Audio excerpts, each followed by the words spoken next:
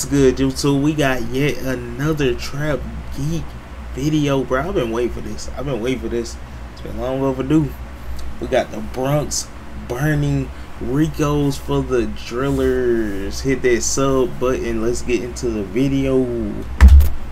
And I had no idea what drill rapping was, but I called my son. He sent me some videos, and it is alarming. At one time, the Bronx was a thriving community. That started to change. Where y'all niggas at, bro? We out moving on tonight. Got just pissing on my son. Good lord, nigga, y'all niggas fucking. You did somebody who died. His name was Rara. Yeah. Before he died, 2 days before he died, he said, "I'm gonna kill you when I see you." Oh. That's how that worked. These individuals want to get credit for the harm that they're doing. The gangs are accused of operating out of public housing and often stalk their enemies in broad daylight. Why y'all running up Dolly? Why you running? Why y'all running? We are allowing music, displaying of guns, violence. We're allowing it to stay on these sites.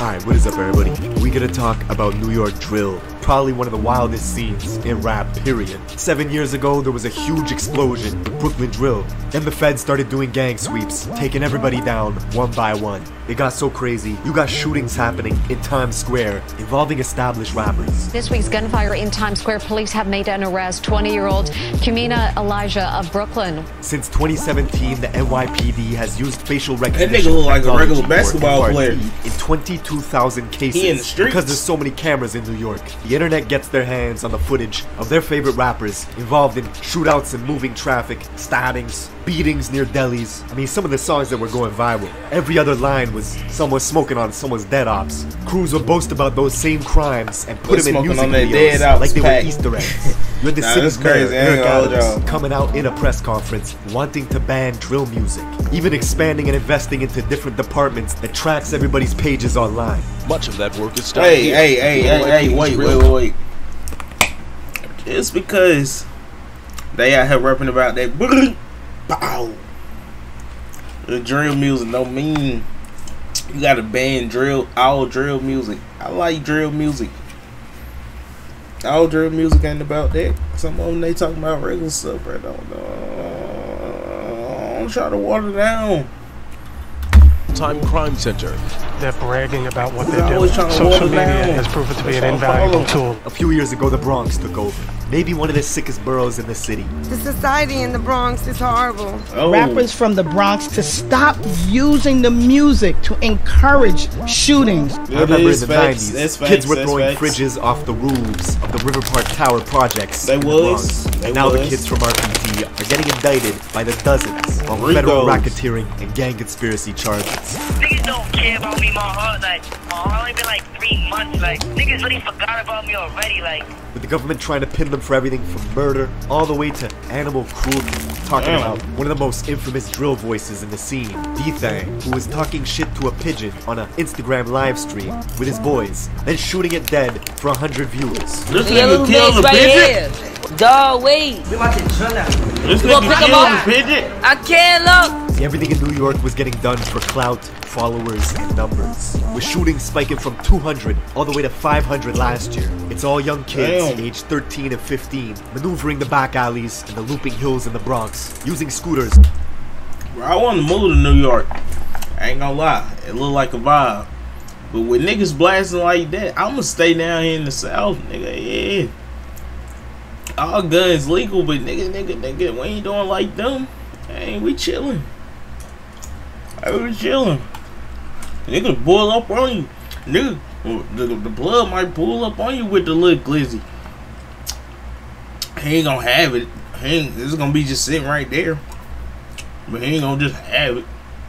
Them niggas just out there playing with it. I might not go to New York to carry out hits in broad day. This gang conducted wolf pack-like searches throughout the investigation. Now, we're getting into all this, but I love my check out my song of the day. This is my guy Millie. Let's go. Trying to send someone to urgent before they make me a patient. With the stroller in a hospital hallway pacing. Put it on my mama, I was young, broad day, my shit blazing. That out of towners when I close when I'm aiming. My only mission was to stay alive, I'm trying to make it killing. The bitches left me, I was broke, I had to get about my feelings. Try to tell my youngest not to slide, but they too busy drilling. And I've been trying to ease my pain, I'm popping perks like penicillin. Alright, we're going to the Bronx to understand this story. Get ready to see wild shit. I mean, you got gangs dressing as Squid Games for Halloween, and it's not to go trick-or-treating. For the last 2 summers, Bronx drill was everywhere. On TikTok, radio stations, you got 3 to 4 sets of different cousins, blood-related, all established rappers, beefing with each other because of block politics. That's my cousin. No, both of them are your cousins. Everybody's like, wait, hold up, they cousins, they're going at it, but these cousins. Can't wait to see all they cousins beefing? Because y'all all they shooting at each other. They technically, cousins. could you ever see all of y'all reconciling? Nah, I don't think so. Wow. Let me not say the that. music in the Bronx is super high energy, sometimes too high. Like these kids got ADD or something. They definitely got ADD. The Bronx has the biggest dropout rate in all of New York, and it's becoming a problem. You got kids going to school in rival territories, with different campuses getting metal detectors in them to squash gang shootings. Hey, I'm not gonna hold y'all. I got metal detected in school from like middle school to high school, and that was so it didn't start. It started getting like uncomfortable at first, but after that first year, I was used to it. But like when I first seen it, I was like, niggas, we in jail, nigga. What? Nigga, just lean on me, nigga. Oh, I tell you what?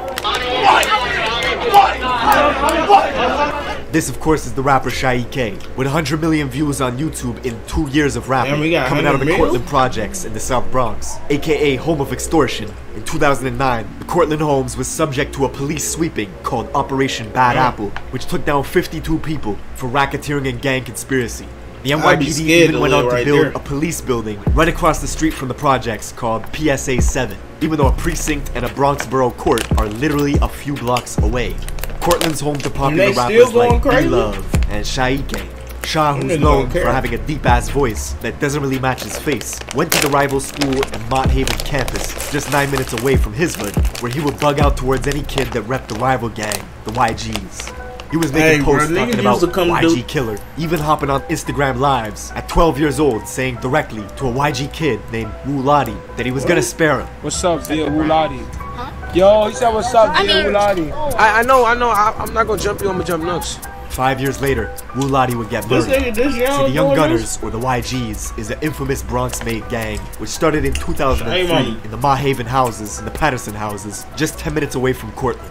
2 detention centers in the Bronx, Horizons and Crossroads, are breeding grounds for gang recruitment, and the YGs were formed to combat the overwhelming numbers of Bloods in adult jails like Rikers Island. Them niggas definitely in Rikers. At one point, the YGs had dozens and dozens of different sets all banging under its umbrella, with all sorts of different hoods spread out throughout the Bronx, forcing other blocks around them to create their own gangs in response to combat the YGs. You can even see this in the classic South Bronx joint, Shot Caller, from French Montana. In the video, French is surrounded by YGs, and here, you can see the leader, Drew Hef, who was killed a few years later at Club Tropicana, beaten on the head with the glass base of a hookah pipe. And when the glass shattered, his ops used a metal rod inside the hookah pipe to continue pounding his head, leaving Drew Hef drenched in blood. He died in a coma a week later. The youngsters who oppose YGs often cite this event to antagonize them.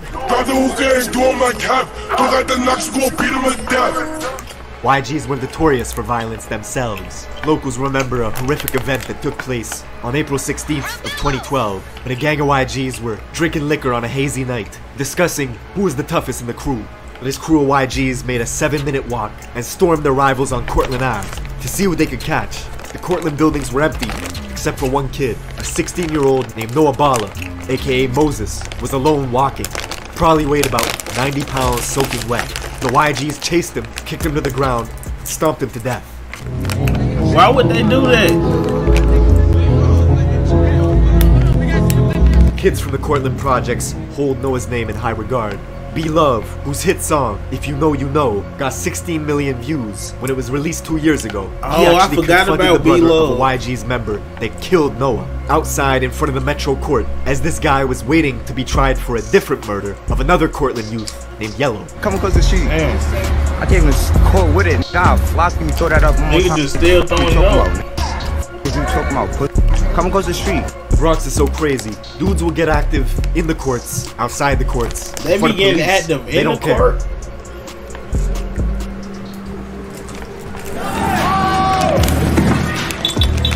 Whoa, that's crazy. Come here, Sean. In front of the court. I'm coming to the court. Go. Now, Noah's death is brought up in dozens of drill songs, all to disrespect him in the Cortland projects. Notorious YG rapper D-Thang out of the River Park Towers, a YG stronghold in the West Bronx, made the song Wedgie Man This, Wedgie Man That. In it, D-Thang has a cold-blooded line talking about the beating of Noah. Just once I always like a fidget. Every catch I'll be going like that midget. So jelly fall back, I'm a clip.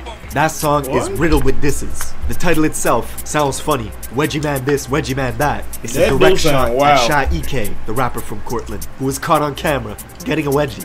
Dragon! Yo! Do you like my new song? Wedgie Man This, Wedgie Man That. Now D-Thang's home, RPT, the River Park Towers, alias the Death Towers, encompasses 2 44-floor buildings and 2 38-story buildings, standing over the Harlem River. 8 years ago, the feds took down 20 of their top guys, wiping out the leaders, hiring security guards, and installing cameras to stop people from dealing drugs right outside. I probably still do it. The kids took over. One way in, one way out. So this is my brother for life, forever. For life, forever. Robbing. Word to my brothers. Word to my mother. Word to my teams. In the music videos, then tying them to shootings. Word to my dad. Shot. Is that true? Yeah, we know. Word to my mother, we know. New York has always had very strict gun laws. People want to know how these yourself. Kids were getting their hands on weapons. Ghost guns, these untraceable firearms made from parts you could purchase online. It's been wreaking havoc in the city. If you're a child, if you're a convicted felon, you can go online and purchase these parts, get the parts, construct a firearm. Serial numbers, untraceable, no background check, nothing. That is a problem. The whole of 2021 was crazy. As the feds were tuning into Instagram lives, you could see stuff like rapper D-Thang with his own cousin, K-Flock, flashing out on each other for a live audience. Yeah, Muddy, don't do that, Muddy. Don't do that, Muddy. If I see Stunner, you know I'm a whack him. Fuck that. No, I'm a clash off. K-Flock is literally D-Thang's blood cousin, coming from the famous Little Italy part of Central Bronx, near the 48th precinct. K-Flock's own mom pretended in an interview not even to know who D-Thang was. Him and D-Thang are cousins. I don't even know who that thing is. I'm the mom and I'm confirming it. That's nowhere near related to me at all.